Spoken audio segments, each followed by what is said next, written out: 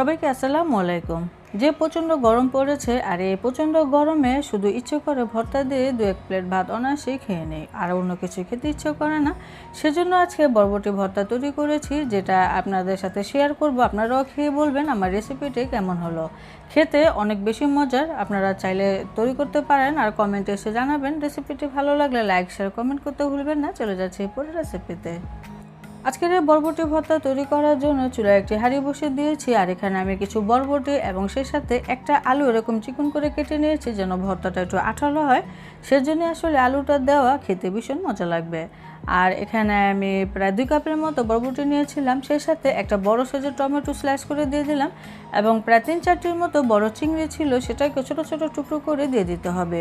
স্বাদ অনুযায়ী লবণ দিলাম, আমি এখানে 1 চা চামচ লবণ দিয়ে দিলাম। আপনারা চাইলে এখানে ছোট চিংড়িটা দিতে পারেন, সমস্যা নেই, তবে অবশ্যই চিংড়ির উপরে খোসাটা ফেলে দিতে হবে, তা না হলে খেতে মজা লাগবে না। এখন নেড়ে চেড়ে মিশিয়ে দিচ্ছি, চুলাটা জ্বালিয়ে দিব আর ঢাকনা দিয়ে ঢেকে বলক আসার আগ পর্যন্ত আমি অপেক্ষা করছি। তো চুলার জালটা হাইতে রেখে আমি বলক আনিয়ে নিয়েছি। তো এখানে সামান্য একটু পানি দিতে হবে বরবটি আর আলুটা সেদ্ধ হওয়ার জন্য। তো এখন এখানে আমি কিছু পেঁয়াজ এবং একটুখানি রসুন এবং সেই সাথে কয়েকটা কাঁচামরিচ দিয়ে দিলাম, তবে এগুলো আপনারা চাইলে স্কিপ করতে পারেন, তবে দিলে বেশি মজা লাগে খেতে। এখন আমি একটুখানি নেড়ে চেড়ে দিচ্ছি, খুব সুন্দর মতো সব কিছু মিশিয়ে নিলাম। এখন চুলার জালটা আমি মিডিয়ামে থেকে কিছুটা কমিয়ে দিব আর ঢাকনা দিয়ে ঢেকে অপেক্ষা করছি বরবটি আলু খুব সুন্দরভাবে সেদ্ধ হয়ে আসার আগ পর্যন্ত। আর মাঝে কিন্তু একটু নেড়েচেড়ে দিতে হবে, তা না হলে আবার তলানিতে লেগে যাবে। তো কিছুক্ষণ পর আমি ফিরে এলাম, বরবটি আলু টমেটো সুন্দরভাবে সেদ্ধ হয়ে গিয়েছে।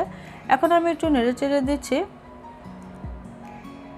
তো আপনারা চাইলে এই পর্যায়ে সামান্য একটু সয়াবিন তেল দিয়ে এগুলোকে একটু ভেজে নিতে পারেন। তো আমি আর তেল দিয়ে এখন আর ভুনা ভুনা করছি না, সরাসরি আমি এই ভর্তাটা তৈরি করব। এখন এই বরবটিগুলোকে ঠান্ডা করে নিব, তারপরে ভর্তা বানাতে চলে যাব। আজকে এই বরবটি ভর্তাটা আমি বাটনায় তৈরি করব, আর সেজন্য এখানে কিছু শুকনো মরিচও লাগবে।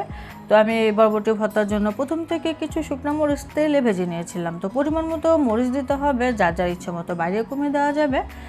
তো মরিচটা আমি খুব ভালো করে ডলে নিলাম, তারপরে সেই সাথে দিয়ে দিচ্ছি 1 মুঠ পরিমাণে পেঁয়াজ কুচি। তো এখানে কাঁচা পেঁয়াজটা এখন ব্যবহার করতে হবে, আপনারা চাইলে শিলপাটায় এই ভর্তাটি বানাতে পারেন। তো ভর্তাটি আসলে একটু আদা বাটা হবে, যেটা খেতে ভীষণ মজা লাগবে। তো পেঁয়াজটাকেও আমি মরিচের সাথে একটু ডলে নিলাম, বেশি ভর্তা করা যাবে না, এরকম আধা ভাঙ্গা হবে। তারপরে এখন সে সেদ্ধ করে রাখা আলু বরবটি চিংড়ি টমেটো এগুলোকে দিয়ে দিতে হবে, আর এখন কাজ হচ্ছে এগুলোকে ম্যাশ করে নেওয়া।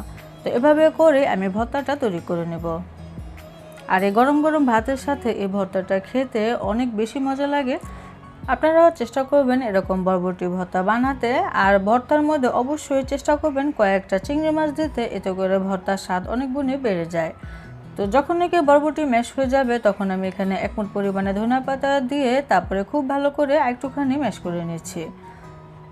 তো আমার ভর্তা বানানো হয়ে গিয়েছে, এখন কাজ হচ্ছে সরিষার তেল দিয়ে মেখে নেওয়া। আমি এখানে প্রায় 2 থেকে 3 টেবিল চামচের মতো সরিষার তেল দিলাম, যেহেতু প্রথম কোনো সরিষার তেল আমি ব্যবহার করিনি, এই পর্যায়ে তেলটা একটু বাড়িয়ে দিতে হবে। তারপরে এখন হাত দিয়ে খুব ভালো করে চটকিয়ে নিচ্ছি। আমার এই ভর্তা কিন্তু রেডি, দেখিয়ে নিশ্চয়ই বুঝতে পারছেন ভর্তাটা কতটা লোভনীয় হবে।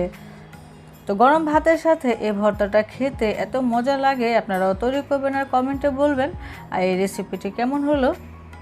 তো এই প্রচণ্ড গরমে আসলে এরকম ভর্তা থাকলে 2-1 প্লেট ভাত অনায়াসেই খাওয়া যায়। তো আশা করছি রেসিপিটি ভালো লেগেছে, তৈরি করলে অবশ্যই জানাবেন। সবাই অনেক বেশি ভালো থাকবেন, বিদায় নিচ্ছি, আল্লাহ হাফেজ।